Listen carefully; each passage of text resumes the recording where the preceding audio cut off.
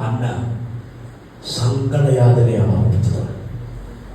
തന്റെ ഹൃദയത്തിന്റെ സങ്കടത്തിന് കാരണം വീട്ടിനകത്തുള്ള വിഷയങ്ങളാണ്.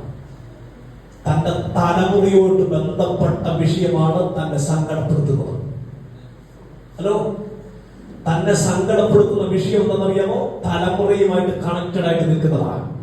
ഇന്ന് പകൽ ആത്മാവിനെ പ്രവചിച്ച് പറയുക, ഇതിനകത്ത് തലമുറയുമായിട്ട് ബന്ധപ്പെട്ട് സങ്കടപ്പെടുന്ന വിഷയത്തിനകത്ത്, സങ്കടപ്പെട്ട് കരയുന്ന വിഷയത്തിനകത്ത് ഇന്ന് പകൽ ദൈവം ഉത്തരം തരും. ഇന്ന് പകൽ ദൈവം ഉത്തരം തരും. ചില സങ്കടം ദൈവം കണ്ടിട്ടുണ്ട്. ആത്മാവിനോട് പറയുന്നു, ചില സങ്കടം എന്ന് പറഞ്ഞാൽ തലമുറകളുമായി ബന്ധപ്പെട്ട് സങ്കടപ്പെടുന്ന ചില വ്യക്തി ജീവിതങ്ങൾ ഇതിനകത്തിരിപ്പുണ്ട്. തലമുറകളുടെ ഭാവി, അവരുടെ വിദ്യാഭ്യാസം, അവരുടെ സ്വഭാവം, അവരുടെ പ്രവൃത്തി അത് കണ്ട് സങ്കടപ്പെടുന്ന ചില പ്രിയപ്പെട്ടവർ ഇതിനകത്തിരിപ്പുണ്ട്. ഇന്ന് പകൽ ആത്മാവിനെ പ്രവചിച്ച് പറയുന്നു, നിന്റെ സങ്കടയാതന ദൈവം കേട്ടിട്ടുണ്ട്. നിന്റെ സങ്കടയാതന ദൈവം കേട്ടിട്ടുണ്ട്.